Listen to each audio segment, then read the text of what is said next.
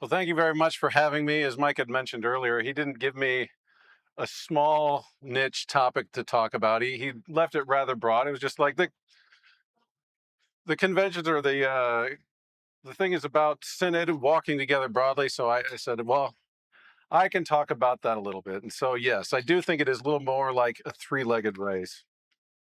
Now, all of you know, whether you're a pastor or whether you've just been through confirmation class, that there comes a point, and I'm guessing it's probably somewhere around the third article of the Creed, where you have to explain to the students what the word church means and that there are different meanings. And so we'll go with Luther's definition of the sheep who hear Christ's voice. Or you can use Paul and say the body of Christ. Or you can say anyone who believes in Christ. These are all kind of our main definitions, but then we have to explain that there are other definitions of the word church. We can refer to the building as a church. We can refer to the congregation as a church. We can refer to the denomination as a church. And so when you ask the students, what denomination do we belong to? They don't have a clue. They will say, is it Zion? Is it Good Shepherd? Is it Lutheran? And eventually you will just break down and tell them, we belong to the Lutheran Church, Missouri Synod. This only brings about confusion, but it is what we call ourselves. And so synod means, as you all know, walking together. Great. But questions have to come to each generation in that synod. Questions like, why are we walking together? Where are we walking together? How are we going to walk together? And I think even more basically, we have to ask the question, do we want to walk together? And so any number of factors got you guys to your answer to those questions, and the people that you hang out with probably have very similar answers to yours. The problem always arises with them, whoever they may be. And then we find out that walking together is more like a three-legged race than it is a march. Are we ever quite in sync? Sometimes, maybe, for a short while, but oftentimes one is dragging or the other is rushing, or some combination. And yet we know moving forward is possible, however awkward it may be. Now, one piece that I return to from time to time, and that happens because every year I have my vicars read this article, is an article about Herman Sasa and Yaroslav Pelikan, who was at that time still a Lutheran. And one of Sasa's disagreements with Pelikan has to do with how Pelikan talked about tradition. And Sasa maintained that Lutherans have no tradition in the sense that Rome does. That is, we do not have tradition as a source of authority set up alongside the scriptures. Sasa maintains that is not what the Lutheran Church has. And I'm sure you already knew that. You know that our authority is the scriptures. And sure, everyone knows we have things that we have passed down through time, some of them for a long time, but they do not carry the authority that the scriptures do. But what I find worth pointing out to the vicars is what Sasa says next. He says the Lutherans don't have an authoritative tradition, again, in the same sense that Rome does. Don't misunderstand me. Instead, Sasa says we have a confession, and a confession cannot be handed down because confession is always done in the present. You may use the same words that your forefathers used, but for it to be a confession, they have to be your words. And if they aren't your words, if you simply say them out of a sense of duty or out of some kind of inertia, it becomes a kind of lie. It becomes LARPing, even if Sasa did not know that term. And so confession is not a tradition that is handed down to us like an old piece that we tip the hat to, or like a relic or a statue that we like because it's from our team. No, confession is saying what we believe here and now. And so this is what we as pastors say at our ordination.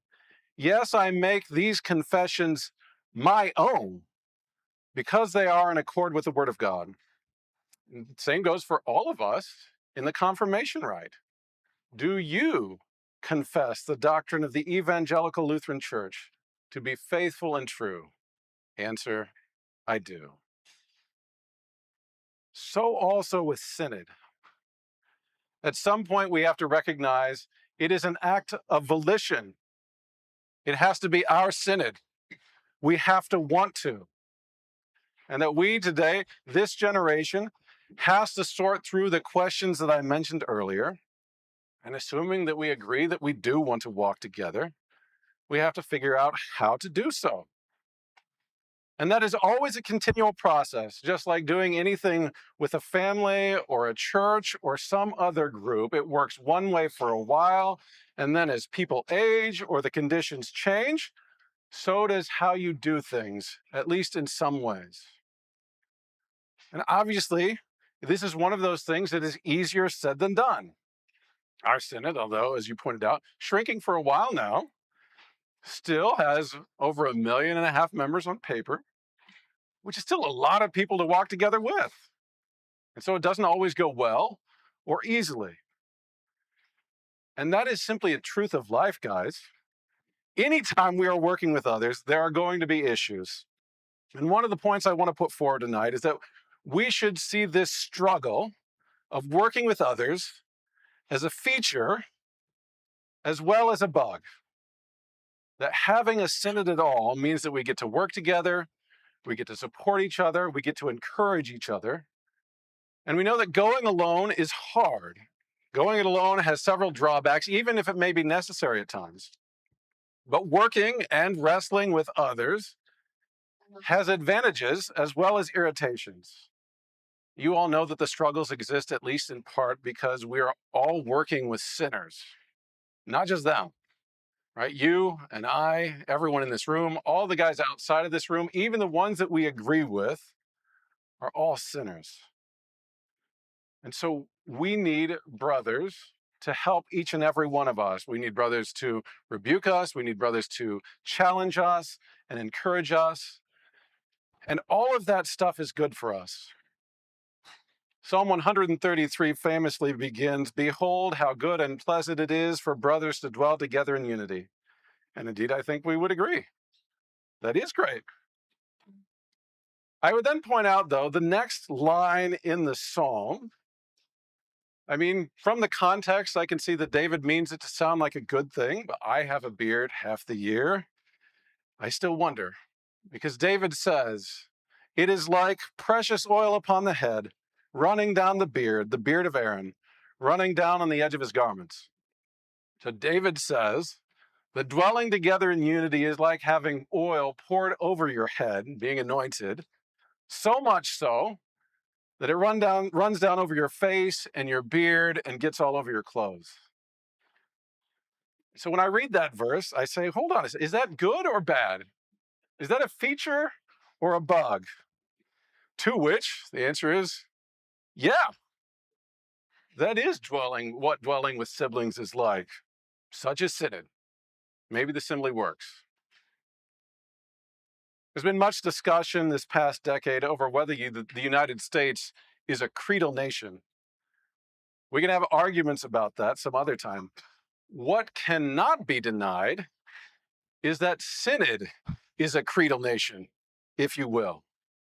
It is not based on nationality or race, but on confessing the same thing. And so if you confess with us, you are in, no matter your ancestors. If you do not confess with us, and you're honest about it, you are not in, no matter your ancestors. And so as such a collection of people figuring out how to work together, we have to have a polity. That is to say, we have to have a way that we all agree things should work. If a nation did not have a polity, it wouldn't work. And notice, even when we do have a polity, it's still a struggle at times. If a church body does not have a polity, it won't work. And so here is something else I want to put forward to you tonight. Twitter is not our polity. Neither is Facebook, nor podcasts, nor Substack, nor rumors, nor any other social media. Sure, they have their uses. My point here is not that they are bad. Listen, I read stuff, I listen to stuff, I watch stuff. From time to time, I write stuff. My point is not that those bad things are bad in and of themselves. My point is that they are not our polity. So, for example, a few years ago, I'm sure you guys remember this, the large catechism came out with a bunch of other stuff. Online, there were many hot takes, and I will agree that the online portion did draw attentions to problems. However, I happen to know that exactly 4 people wrote in to the Commission of Doctrinal Review through the process that we have all agreed upon to have Synod reconsider the publication of something. 4. For all of the spleen venting online, for however much you personally got riled up in your own gut, none of you in this room, or at most one of you, I know 2 of the others, at most one of you took the time to put down a real argument on paper and mail it in, asking for the publication to be stopped due to some fault. Now, in that case, the appeals did not work. But I do wonder what would have happened if the committee would have gotten 80 or 100 or 500 appeals on their desk. So I know that Twitter is free and stamps are pricey these days. Come on, guys. Another example. At the last convention, there was a resolution to commend that large catechism with all the extra stuff to Synod at large to be read as a good thing. That resolution was killed, and it didn't happen by magic. To have it come about so that that resolution did not make it to the floor took not only someone sticking his neck out, but it took knowing how conventions work. It took knowing what could be done and how to do it. And so in the end, when faced with the possibility of having to read a substitute resolution out loud, that floor committee decided not to bring that resolution to the floor, and they yielded back their time. So that time we were successful. You win some, you lose some. C'est la vie. But none of it was done over Twitter. If someone online wants to make a point, draw attention to a problem, fine. That's good. But if then they do not actually do the work it would take to accomplish what they want, what good is it?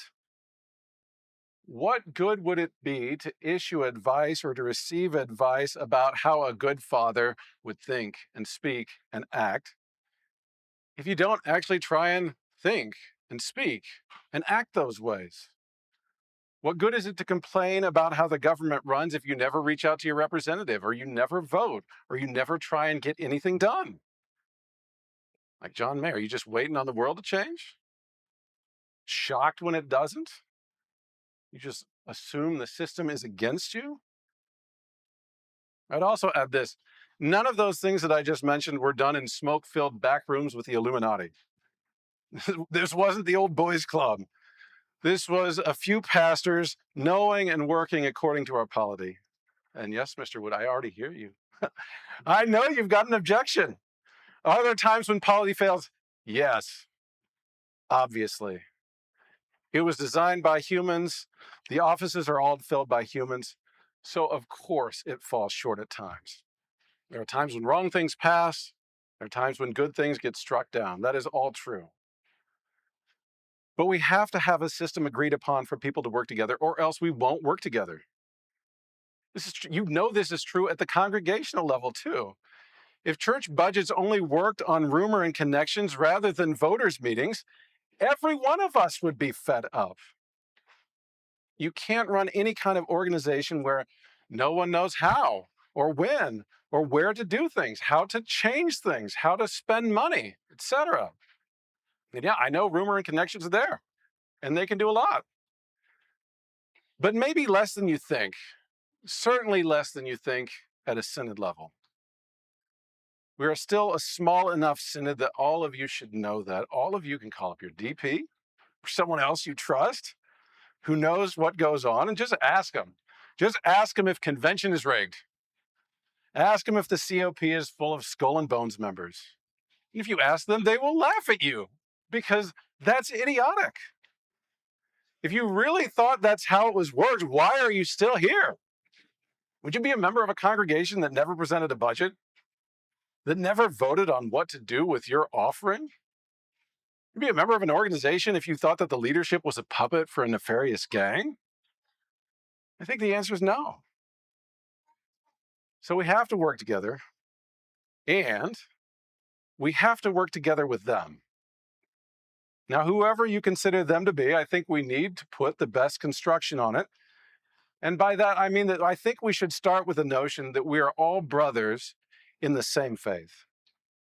Now, if they say something that contradicts the scripture, or if they say something that violates the confessions or goes against their vows, again, we have a process for that, one that I think we all think could be improved. And lo and behold, we have overtures about that very thing. Things may not work as fast as we would like, but they can be changed to work for the better. And to Mr. Wood's point that sometimes these rules are not enforced, the way that we can go about that is clearly electing other people. There's an election going on right now, I think, in fact. But I think we need to go that far, that they are brothers in the same faith. And then we need to figure out how we are going to walk together. But whether, firstly, do we want to walk together? So whoever you consider to be them, and I bet I know who some of you might have in mind, I like to do a little game that I call credit where due. Firstly, they aren't new. Many of them have roots that go deep in the LCMS. You have no more right to the LCMS moniker than they do. Their type of worship has been going on in the LCMS for half a century. Is that new in church history? Maybe. It's like a third of LCMS history. Another bit of credit that I think we're forced to admit is that they want to plant churches in parts of the country where the population is growing. Do we want to do that? And if we don't, well, why?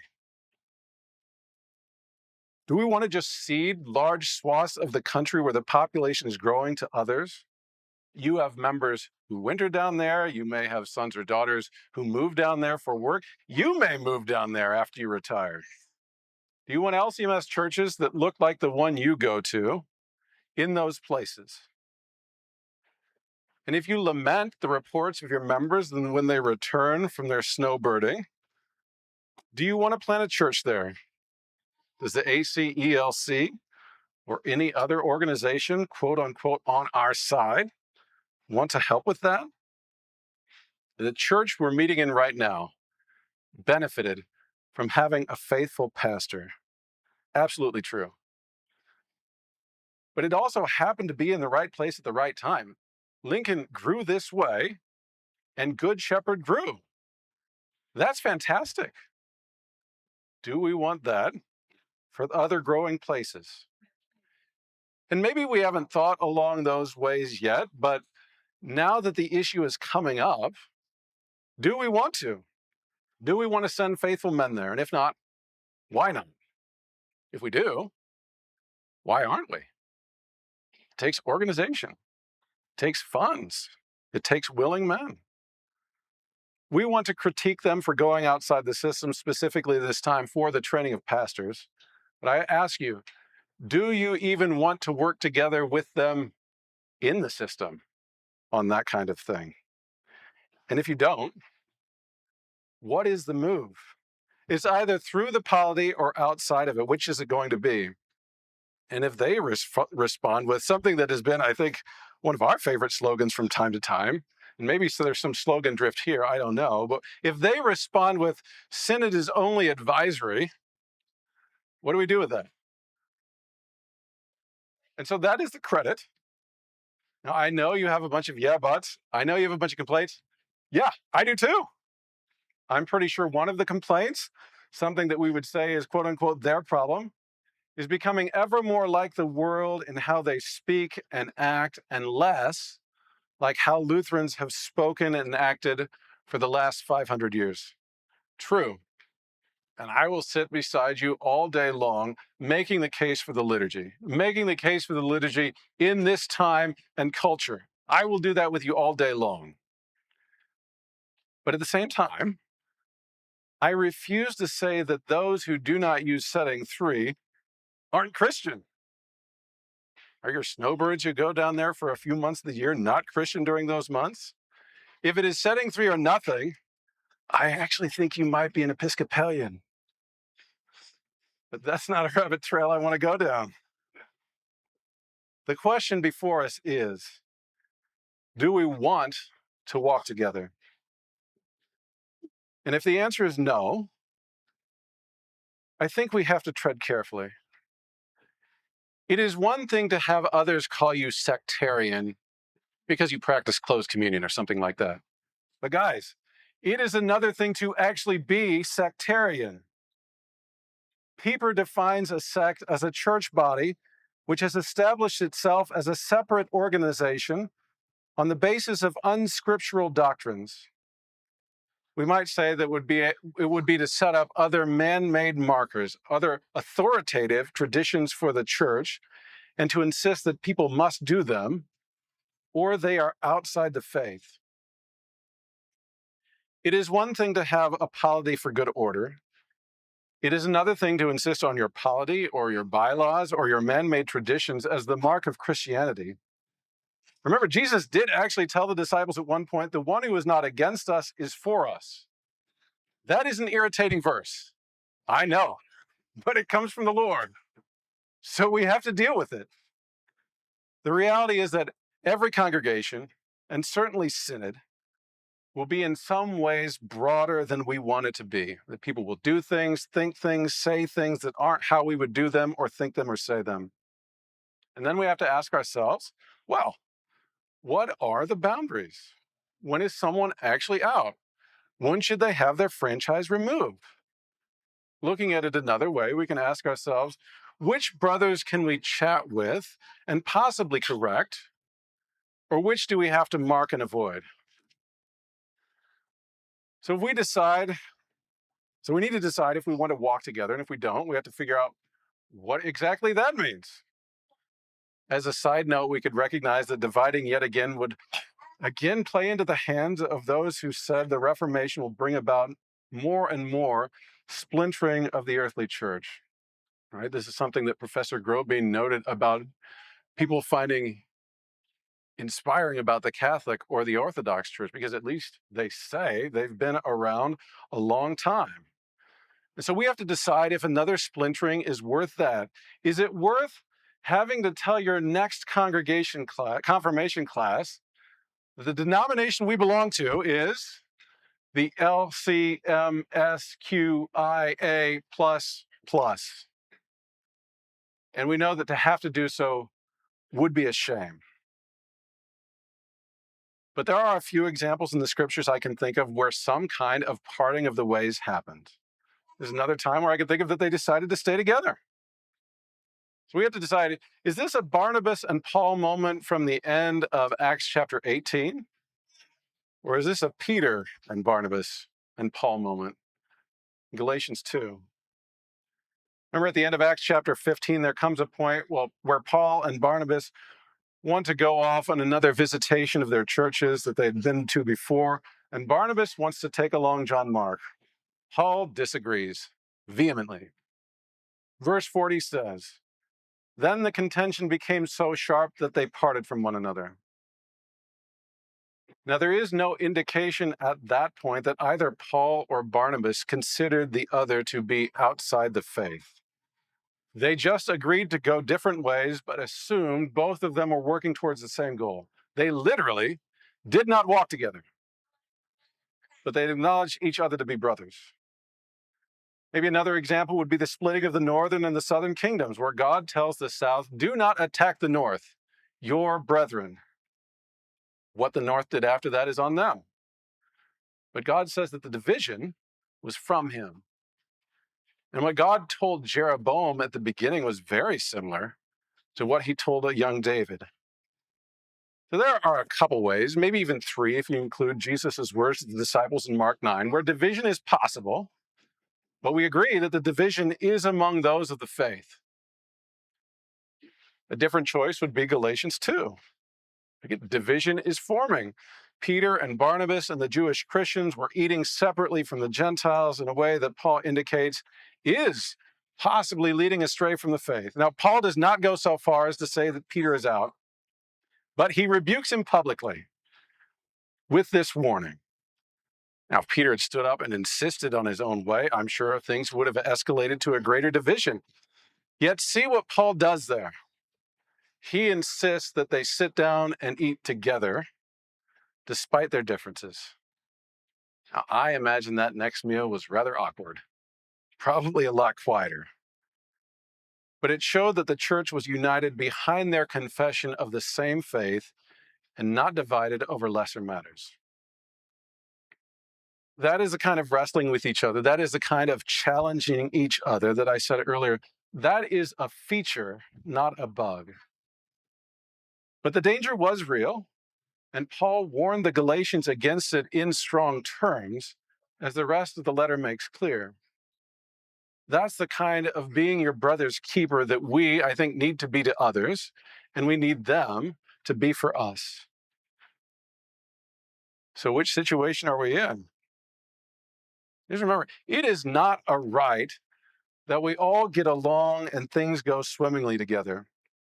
Synod may be broader than many of us are currently comfortable with, to which someone could ask you, since when was your comfort the goal, Buttercup? No, it doesn't work that way in other groups, including the closest ones, like your own family. Being satisfied with what everyone does is not a thing in life. If the scriptures don't convince you of that, I don't know what else I could tell you. The economist Thomas Sowell at one point in an interview says there are no solutions, only trade-offs. What he means there is for any complex situation, you are not going to be able to make it perfect. And so we make trade-offs depending on what we deem to be most important. Is Synod perfect? No. But my vicarage supervisor said that he is in Synod because, quote, it's the least dirty shirt in the pile. So that is the one he puts on. If there is a better denomination out there, we should be in it. But I assume that you are here like me because you love the Lord, that the LCMS confesses better than any other denomination that you know of. Let us walk together in a way that continues to be true. It will take wrestling, it will take correcting, it will be annoying. Fight the good fight. Run the three-legged race that is set before you. Thank you.